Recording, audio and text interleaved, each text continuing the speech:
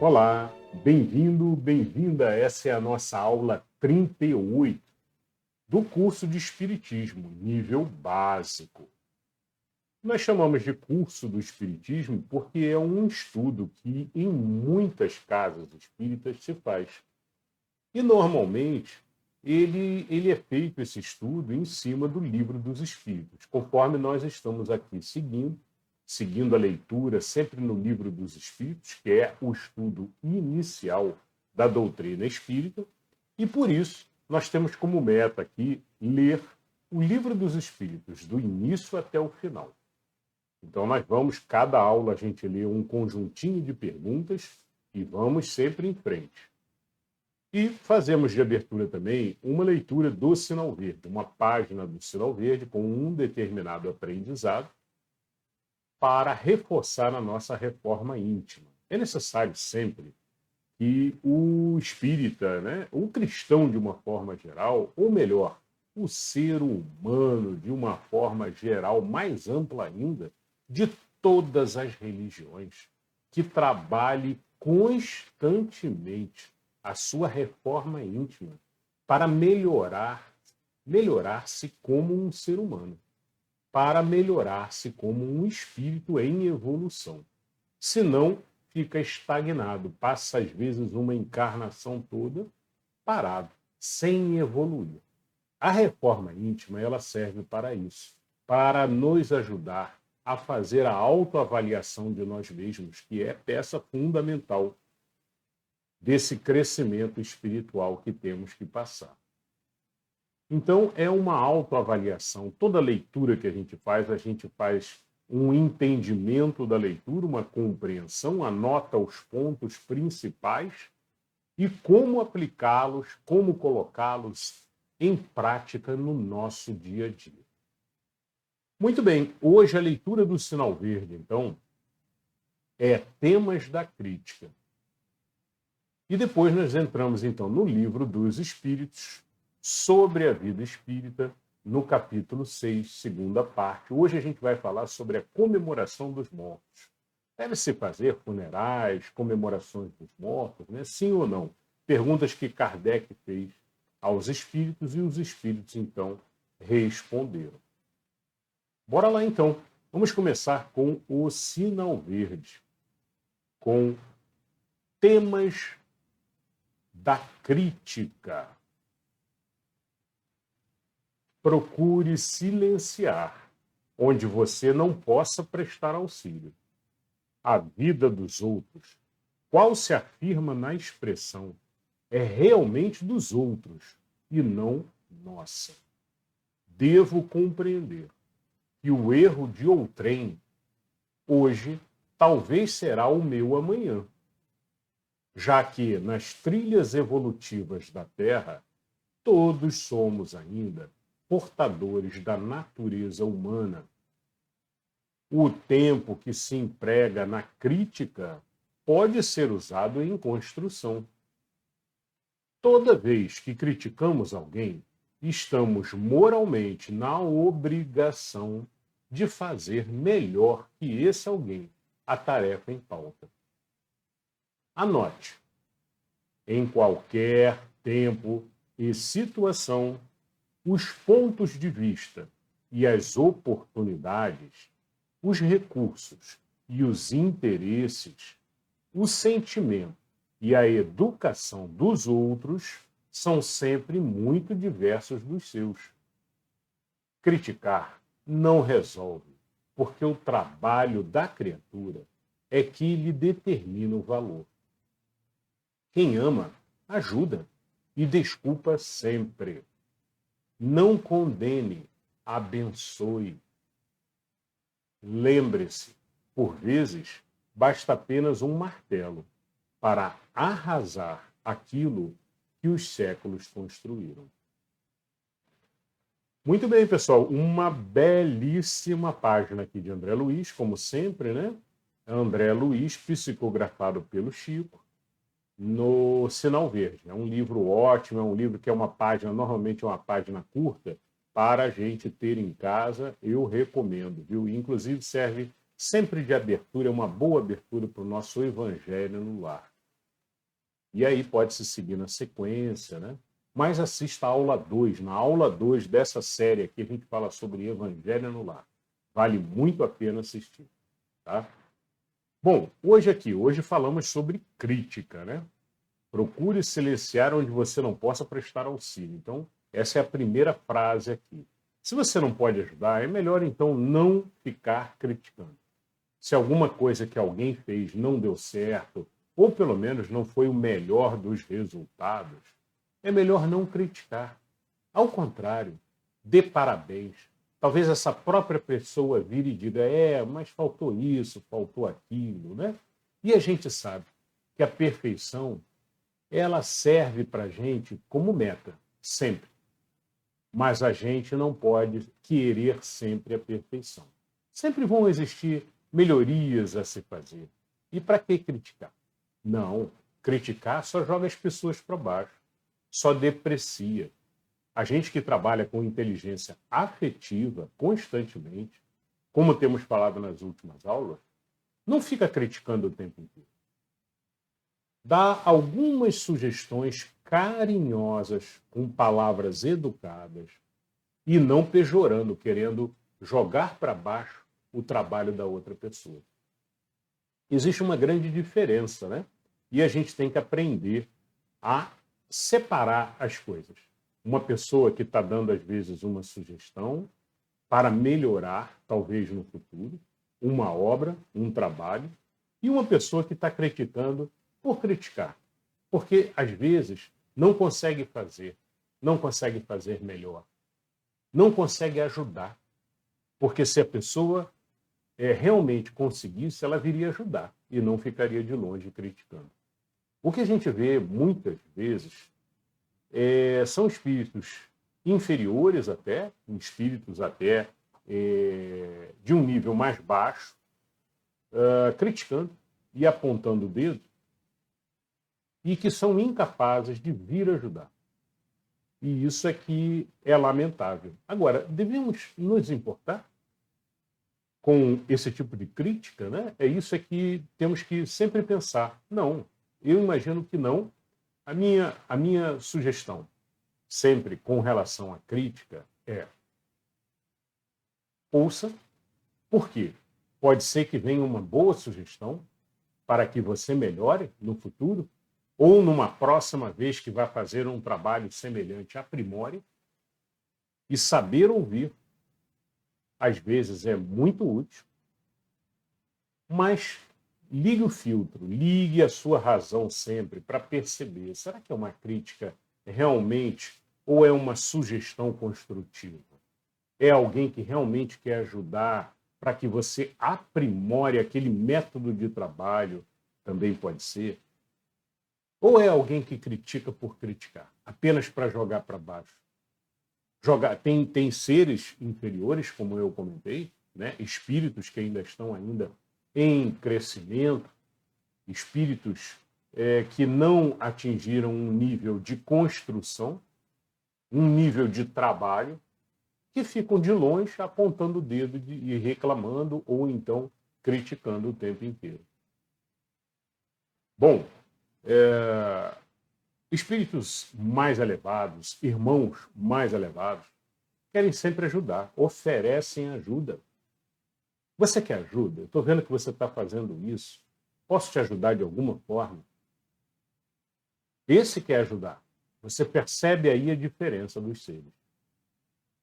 Toda vez que criticamos alguém, agora nós criticamos, toda vez que criticamos alguém, estamos moralmente na obrigação de fazer melhor que esse alguém a tarefa em pauta. Ou seja, se você está criticando, você tem que, em vez de criticar, ir lá ajudar, oferecer ajuda. Vamos fazer juntos? Você quer ajuda? E aí tem que sair bem feito, né? Lembrando que a perfeição é sempre uma meta, mas jamais espere a perfeição para começar. Espere a perfeição para finalizar. E espere a perfeição para aprimorar também. Então, a perfeição é sempre uma meta. Mas não trabalhe assim: não, eu só vou começar a trabalhar quando eu tiver todas as minhas ferramentas, quando eu estiver realmente preparado. Não. Não se espera a perfeição. A perfeição ela é uma meta, mas não se espera para começar. E não se espera também para finalizar. A gente finaliza e depois aperfeiçoa.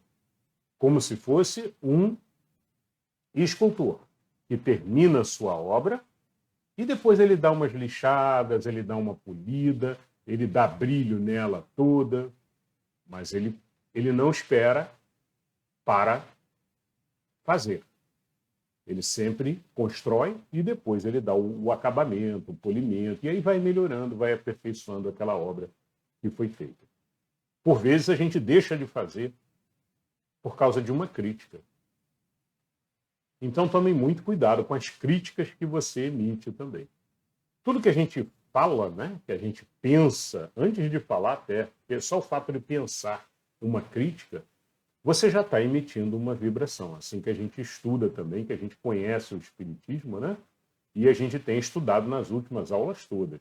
Você pensou uma crítica, você já emitiu uma vibração negativa. Procure sempre pensar, nossa, ficou muito bom. Que tal se a gente também acrescentasse essa melhoria aqui? Então, é um pensamento diferente, né? É um pensamento que transmite um prazer, e aí depois que você transmitiu o prazer, o conforto, você dá uma sugestão. Também sem pejorar, sem dizer ficou ruim, ficou muito ruim, ficou... Não, ficou muito bom. Que tal se a gente ainda acrescentasse isso? Ainda acrescentasse isso. É algo que vai ficar melhor ainda. Então, tudo também é como a gente fala, como a gente coloca a crítica, né? Uma forma de você colocar pejorativamente ou uma forma de você colocar agregando, criando, construindo, ajudando a construir. Anote em qualquer tempo e situação os pontos de vista e as oportunidades, os recursos e os interesses, o sentimento e a educação dos outros são sempre muito diversos dos seus. Tem a ver com o que falamos agora. Cada um tem uma forma de agir diferente. Cada um é um ser individual em etapa de crescimento. Temos que compreender isso, temos que respeitar e não ficar apontando o dedo, está errado, está errado. Compreendendo que o irmão talvez não tenha feito ainda aquela aulinha que você já fez em uma outra encarnação, talvez, de escultura, de modelagem, ou seja lá do que for, de mecânica, ou seja lá de cozinha, seja lá o que for, que você talvez até já tenha essa aula feita, já traga ela dentro de você, mas talvez o irmão não tenha feito ainda. Então, compreensão, ajudar, oferecer ajuda é a melhor coisa, muito melhor do que criticar. Crítica não resolve, porque o trabalho da criatura é que lhe determina o valor. Então é isso, pessoal. Eu acho que hoje aqui de Sinal Verde, aqui, muito legal, muito bacana, né? Eu trouxe um slide que eu queria compartilhar com vocês sobre crítica, né? É aquela historinha que talvez vocês conheçam do velho menino e o burro. Mas essa historinha, ela diz muito, ela mostra muito, né? Era um garoto com um velho e um burro, né? Ou seja, uma pessoa idosa e um burrinho, e os três caminhando juntos, né? Então, primeiro passaram por um povoado, e o povoado, ao olhar aquilo, falou: nossa, como é que pode? O velho em cima do burro e o garoto caminhando. Ah, não, esse velho é muito folgado. Um adulto tem que botar a criança em cima do burrico. E aí colocaram a criança em cima do burrico e o velho foi puxando o burrico. Aí passa por um outro vilarejo, as pessoas apontam e digam: ih, olha só que absurdo, o velho caminhando e o garotinho em cima.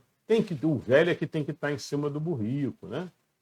Ah, por que os dois não sobem no burrico? Aí os dois sobem no burrico. Aí passa por um outro vilarejo e as pessoas falam: ah, coitado do burrico, olha lá, os dois em cima dele, pesando demais para esse animal, um animalzinho fraco. Aí os dois descem, vão os dois puxando o burrico e aí vai, né? Ou seja, em cada local que eles passam, tem sempre alguém para criticar.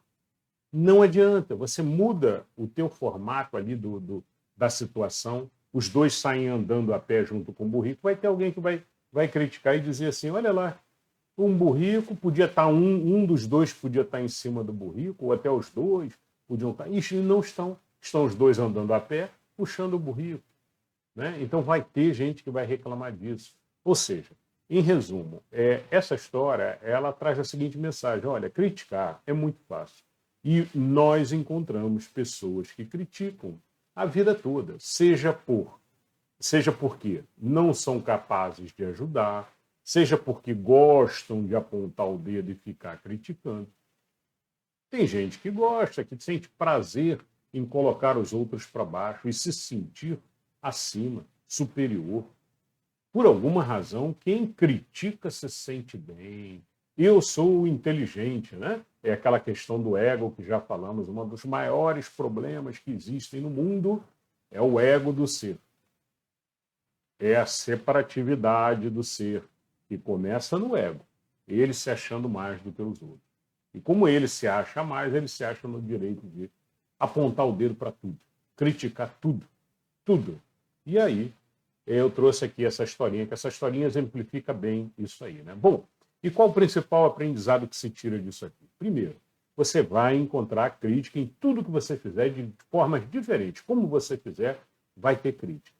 2, não se abalar com essas críticas. 3, escutar as críticas. Você não vai tapar os ouvidos, você vai escutar. Vai escutar por quê? Porque às vezes vem uma sugestão boa, às vezes vem algo que a gente tira útil e realmente melhora o nosso trabalho. Mas nas outras 90% das vezes, você vai escutar e vai seguir a tua jornada com a tua razão interior, a tua razão noética, direcionando você. Olha, eu estou fazendo assim porque eu acho que tem que ser assim e ponto. Posso estar errado? Posso estar errado, porque eu erro. E todo mundo erra. Esse é o pensamento. Todo mundo está em evolução. Então, a pessoa que está criticando pode estar errada, eu posso estar errado, mas eu acredito que esse é o melhor caminho. E vamos em frente. Bom, é basicamente isso, pessoal. Não ficar para baixo de momento algum com as críticas, tá? Seguir em frente, fé em Deus e trabalho. O pior é aquele que critica e não trabalha. Ou aquele que é criticado, desanima e para o trabalho também. Tá? Esses aí, um foi atingido e o outro atingiu. Jogou pedra, atingiu e lembre-se da lei do retorno. A lei do retorno traz de volta os maus que você causou com a sua crítica. Então é isso, pessoal. Sinal verde hoje, fechamos. Vamos agora para a leitura do Livro dos Espíritos, capítulo 6 da vida espírita. Nesse capítulo, sobre a vida espírita, né, a gente passou por todos esses tópicos aí, olha. Espíritos errantes, mundos transitórios, percepções, nas aulas anteriores. Viemos lendo, assim, mais ou menos um tópico desses em cada aula. Então, se você não assistiu, vale a pena voltar e dar uma assistida, tá? É legal sempre fazer a leitura sequencial, é um aprendizado gradual, né? O Kardec começou as perguntas, o Livro dos Espíritos ele é todo montado com perguntas e respostas, e Kardec sempre começou das perguntas mais básicas, mais fundamentais, até as perguntas mais detalhadas. Mas o aprendizado ele vem crescendo. Então, é sempre bom depois você retomar e vir assistindo os vídeos na sequência. Bom, hoje o tema é comemoração dos mortos, né? O que ele chama de mortos aqui é comemoração dos mortos, né? É aqui na Terra se fazer qualquer tipo de comemoração para os desencarnados. Funerais, por exemplo, é o exemplo que ele dá aqui, né? Existem outras comemorações, outros povos, outras religiões que têm algumas festividades até, por exemplo, Dia dos Mortos, né? Existem alguns locais que fazem esse tipo de comemoração. Então vamos ver o que Kardec perguntou e como é que os espíritos responderam ao Kardec, né? É bom? Vale a pena fazer? Não vale? O que a gente faz, né? Vamos dar uma olhada. Começamos então com a questão 320. Na questão 320, a pergunta é: sensibiliza os espíritos o lembrarem-se deles os que lhe foram caros na Terra? Ou seja, os espíritos se sensibilizam, ficam felizes, né, com a lembrança dos que estão aqui na Terra? Resposta: muito mais do que podeis supor. Se são felizes, esse fato lhes aumenta a felicidade. Se são desgraçados, serve-lhes de lenitivo. Espíritos felizes são os espíritos puros, espíritos mais elevados, né? Naquela sequência de elevação espiritual que já falamos anteriormente, né? Os níveis dos espíritos. E os espíritos desgraçados aqui que ele chama são os espíritos ali imperfeitos, né? Na região de imperfeição, aqueles espíritos que ainda estão ainda muito na base ali da pirâmide ali de elevação espiritual. É isso, tá? Se são eles em resumo, eles se ficam felizes, né? E ajuda eles a ficarem mais felizes ou um pouco menos tristes, né? Dependendo do seu nível na espiritualidade. 321. O dia da comemoração dos mortos é para os espíritos mais solene do que os outros dias? Apraz-lhes ir ao encontro dos que vão orar nos cemitérios sobre seus túmulos? Resposta: os espíritos acodem nesse dia ao chamado dos que da terra lhes dirigem seus pensamentos, como fazem noutro dia qualquer. Questão A. Mas o de finados é para eles um dia especial de reunião junto com de suas sepulturas? Resposta: nesse dia, em maior número se reúnem nas necrópolis, porque então também é maior. Em tais lugares, o das pessoas que os chamam pelo pensamento. Porém, cada espírito vai lá somente pelos seus amigos e não pela multidão dos indiferentes. Então, entendemos nessa resposta aqui que toda vez que pensamos em um espírito desencarnado, fazemos um pensamento qualquer, o espírito recebe esse pensamento. Que seja um pensamento de amor, um pensamento de felicidade, e não um pensamento de choro, um pensamento de tristeza. Mas o comentário aqui é: os espíritos não vêm por causa da festa. Os espíritos vêm porque tem alguém ou várias pessoas mentalizando e pensando nele. Questão B. Sob que forma aí comparecem e como os veríamos se pudéssemos tornar-se visíveis, se pudessem tornar-se visíveis? Resposta: sob a que tinham quando encarnados. Então, de que formas eles poderiam ser vistos se pudessem ser vistos, né? Se tornassem ali visíveis ali?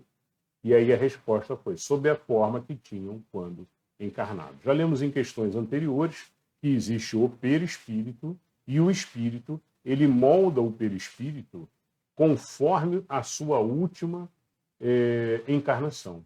Então, é muito comum os espíritos sempre se materializarem e a gente podermos vê-los, né, sempre com a última fisionomia da última encarnação.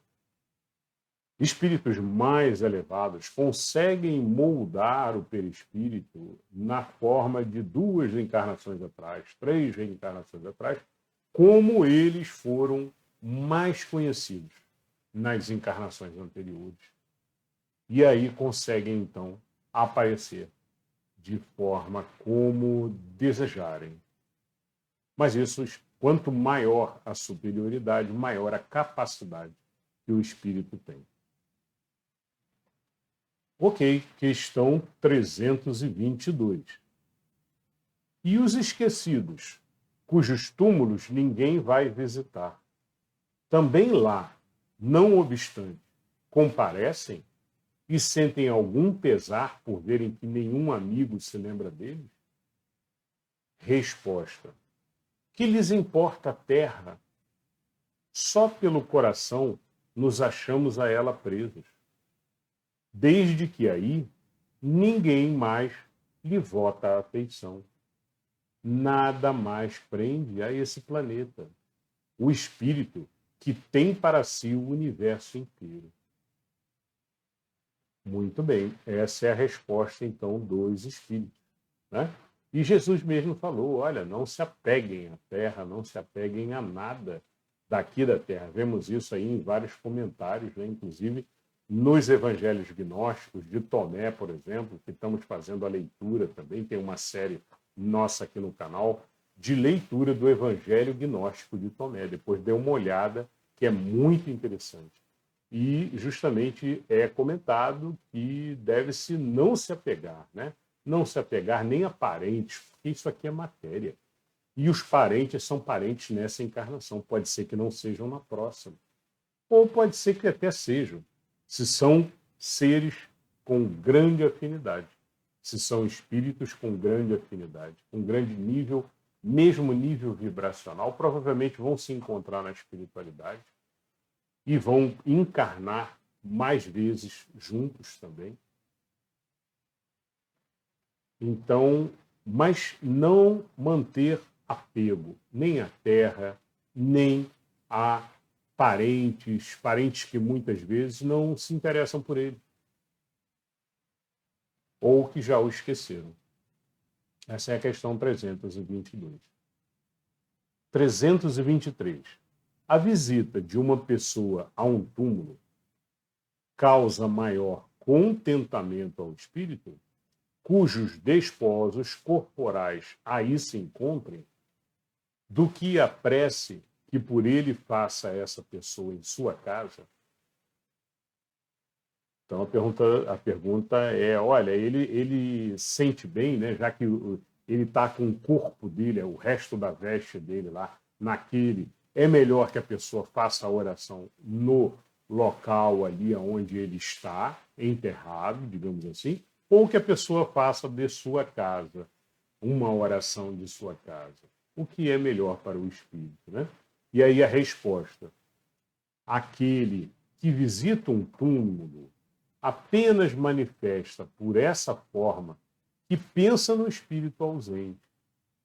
A visita é a representação exterior de um fato íntimo. Já dissemos que a prece é a que santifica o ato da rememoração. Nada importa o lugar, desde que é feita com o coração. Ou seja, não há necessidade, pelo que está dito pelos Espíritos, de você estar do lado do túmulo para fazer uma oração, para fazer um pensamento caridoso, carinhoso, com amor. Não precisa estar do lado no túmulo, ou acender vela, ou qualquer coisa desse tipo. Pensamento. Tudo é pensamento. Oração. Oração é uma forma de pensamento com amor, né? Que a gente transmite. E naquilo que transmite, o espírito sente, percebe, recebe a mensagem e se sente, então, prazeroso com aquele amor recebido. Tá? Muito boa, legal essa pergunta daí do Kardec. Muito importante. 324. Os espíritos das pessoas a quem se erige estátuas ou monumentos assistem à inauguração de umas e outros e experimentam algum prazer nisso? Então, por exemplo, se você levantar uma estátua, né, ou um monumento a um determinado espírito, né, Os espíritos sentem algum prazer nisso, né? Resposta: muitos comparecem a tais solenidades, quando podem. Porém, mesmo os sensibiliza a homenagem que lhes prestam, do que a lembrança que deles guardam os homens. Então, menos os sensibiliza a homenagem que lhes prestam, do que a lembrança que deles guardam os homens. Então, mais vale para esses espíritos, e principalmente os espíritos, quanto maior o nível, né, é a lembrança, o amor, a lembrança feliz que os homens, os outros que conviveram com ele, têm dele. Questão 325. Qual a origem do desejo que certas pessoas exprimem de serem enterradas antes num lugar do que no outro? Será que preferirão, depois de mortas, vir a tal lugar? E essa importância dada a uma coisa tão material constitui indício de inferioridade do espírito? Resposta: a afeição particular do espírito por determinados lugares, inferioridade moral. Que importa este ou aquele canto da terra a um espírito elevado? Não sabe ele que sua alma se reunirá à dos outros, à dos que lhe são caros, embora fiquem separados dos seus respectivos ossos. Então, essa foi a resposta. Não tem porquê, vou botar meus restos mortais do lado do meu querido ou da minha querida. Não há essa necessidade. Não há essa necessidade. São só restos mortais que voltam ao pó, voltam à terra, voltam à matéria, e o espírito vai para a espiritualidade. E lá sim, encontra com seus queridos outros espíritos, conforme o tempo de cada um. Pergunta A. Dentro da pergunta 325. A 325 foi muito boa, né? Porque a 325 já deixa claro para a gente, não precisa ficar se preocupando por ter um local maravilhoso, grande, né, para ser enterrado, com toda a família juntos, né? Se estão juntos ou não, estarão lá na espiritualidade. O que fica aqui é matéria que vai dissolver. E não tem valor nenhum manter aqui, juntos. Não tem a necessidade. Tá? Bom, questão A. Deve-se considerar utilidade a reunião dos despojos mortais de todos os membros de uma família, que foi mais ou menos o que eu comentei agora, né? Vamos ver o que eles falam. Deve-se considerar futilidade a reunião dos despojos mortais de todos os membros de uma família? Resposta: não. É um costume piedoso e um testemunho de simpatia que dão os que assim procedem aos que lhe foram entes queridos, conquanto destituída de importância para os espíritos. Essa reunião é útil aos homens, mas concentradas se tornam suas recordações. Então, essa junção ele diz que, olha, é um costume piedoso e um testemunho, né, de simpatia àqueles espíritos. Colocá-los ali juntos, mas ela deve ser destituída de importância para os espíritos, ou seja, não tem a importância para os espíritos. Essa reunião é útil aos homens, aos que ficam aqui na matéria, para que olhem, para que vão lá, para que se lembrem, né? Tenham pensamentos, né? O que se espera aqui, pessoal, e aí é um comentário que eu faço, é sempre pensamentos bons, viu? Positivos. E porque tudo que você pensa, que você emite de ondas de vibração, os espíritos que estão desencarnados sentem. Então, se você ficar se lamentando, chorando, e o tempo inteiro mandando vibrações negativas, o espírito vai sentir o tempo inteiro vibrações negativas. E isso é muito ruim para o espírito que está desencarnado. Falamos isso na última aula, tá? Na aula passada. Falamos um pouquinho sobre isso. Muito bem.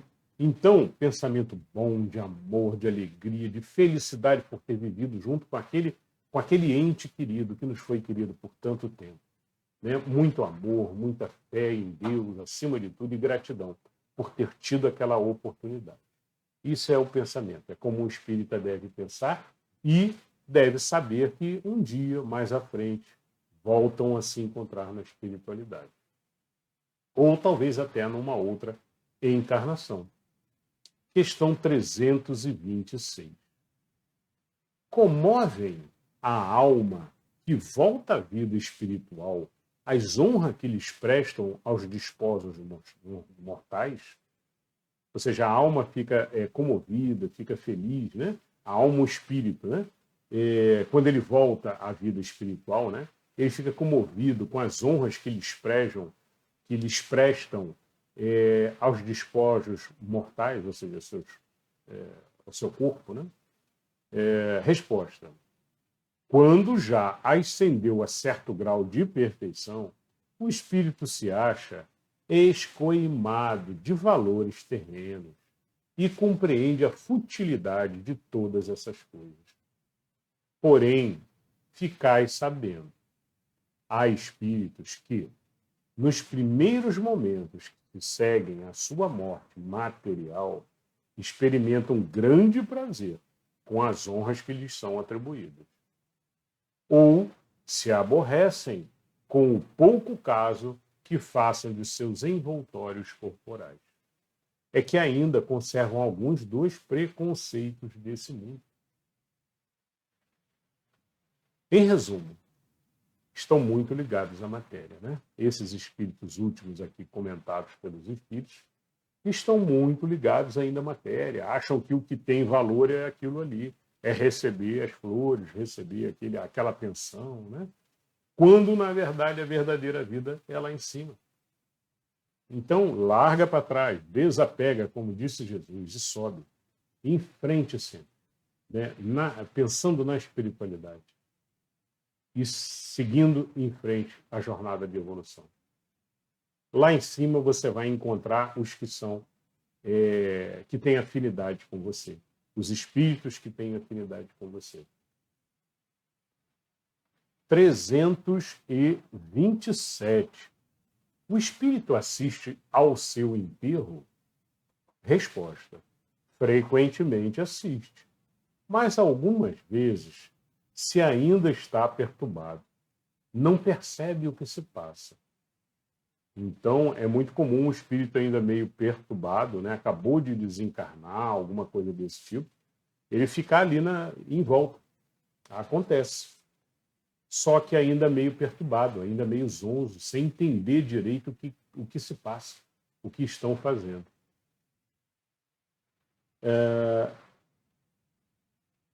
Muito bem, e a questão e aí vale, pessoal, a gente já falou sobre essa perturbação, sobre o desligamento, falamos em aulas anteriores, eu recomendo que voltem, quem quiser saber como ocorre esse desligamento, o que é essa perturbação, né? Volta algumas aulinhas que a gente já falou sobre isso, tá?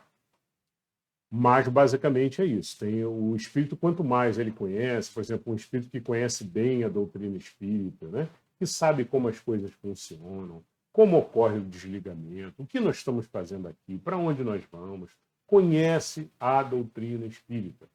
Fez esse estudozinho aqui que a gente está fazendo com tanto amor e carinho, e chegou no final do Livro dos Espíritos, vamos chegar com a bênção de Deus. Estamos na 327, seguindo em frente.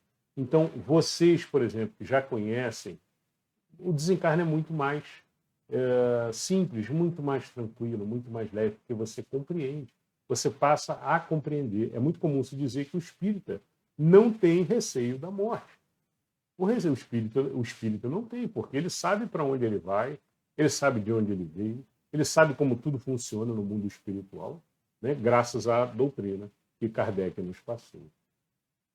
Então fica tudo mais simples, fica tudo mais fácil, fica tudo mais amoroso e compreensão de como tudo funciona ajuda muito. Questão A. Lisonjeia-o a concorrência de muitas pessoas ao seu enterramento, ao seu enterro? Resposta: mais ou menos, conforme o sentimento que os anima. Eu entendo dessa resposta aqui o seguinte: tem espíritos mais elevados que não ligam, né? Mais uma vez ele fala aqui, olha, conforme o sentimento que os anima, né? Se os anima ficar olhando para baixo, olhando para a terra, olhando para a matéria, né? Eles ficam animados. Sim, pode ser. Mas, por outro lado, o espírito que está mais elevado, ele não fica preocupado com esse tipo de coisa. Ah, tem pouca gente lá embaixo. Ah, tem muita gente lá. Não é? Ele sabe aonde ele vai, ou ele sabe o caminho, ele sabe aonde ele quer chegar. E vai em frente, né? Subindo, evoluindo, crescendo. É isso. Questão 328. O espírito daquele que acaba de morrer assiste à reunião de seus herdeiros? Olha só a pergunta que Kardec fez, né?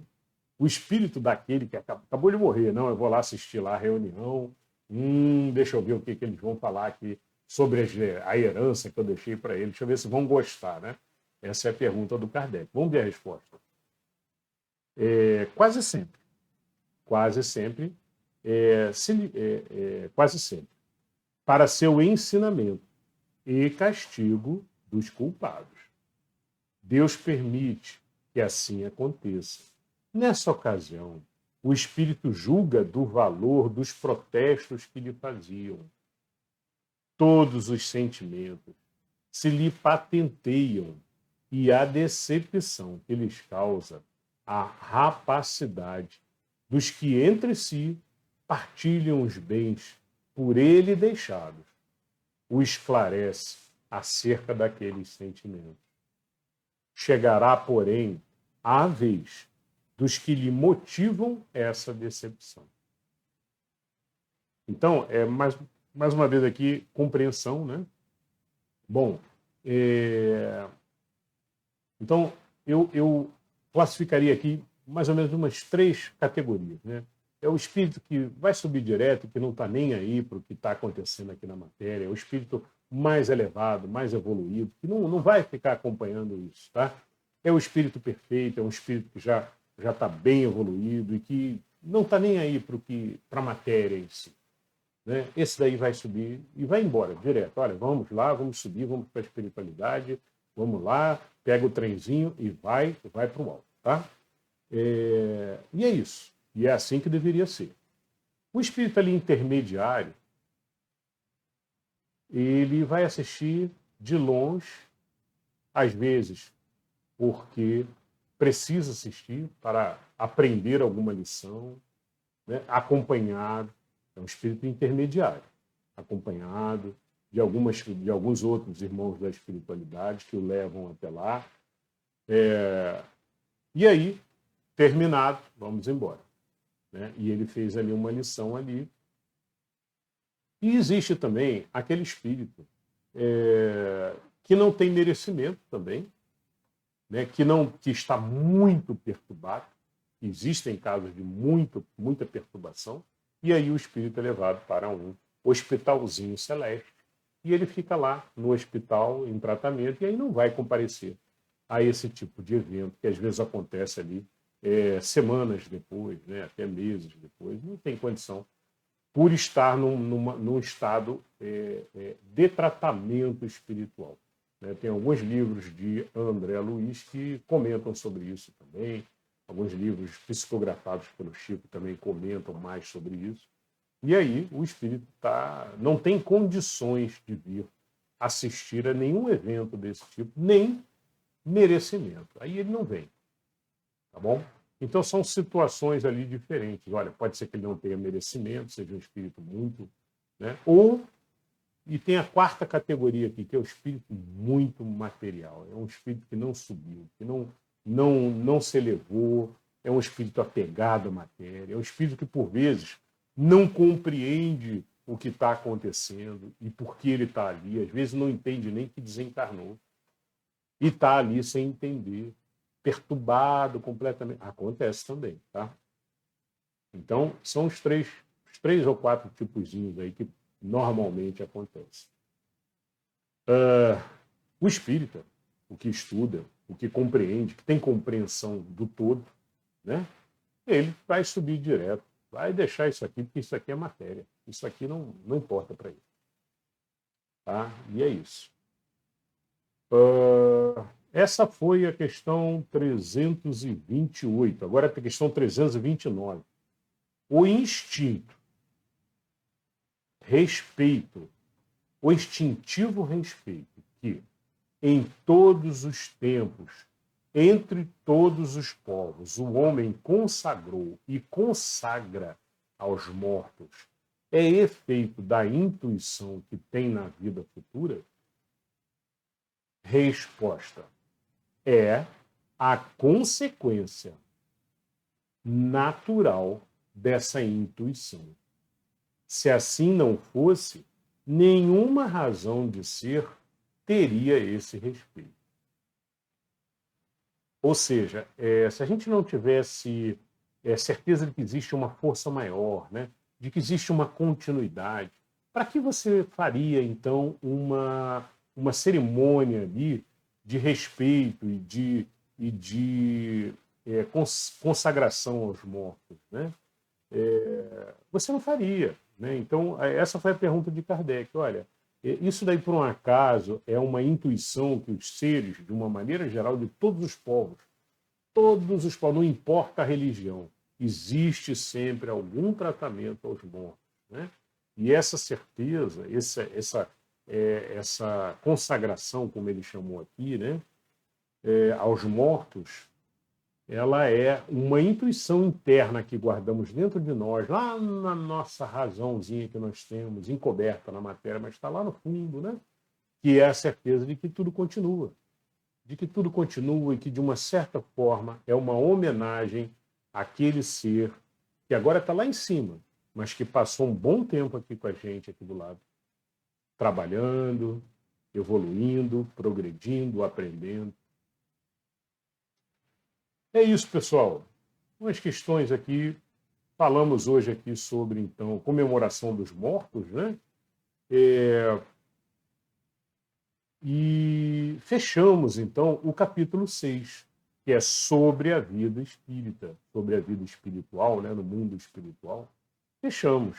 Agora, na próxima aula, nós vamos falar sobre da volta do espírito à vida corporal, né? Então o espírito que está lá em cima, na espiritualidade, que vai vir reencarnar. Como é que ocorre isso? É feito um planejamento? Né? Como é que o espírito ele entra dentro do ventre da mãe? Então, muito assunto legal, muito assunto bacana, né? E mais animado um pouquinho do que esses últimos aqui. Eu espero que vocês tenham gostado. Nos vemos, então, na próxima aula. Um beijo no coração de todos.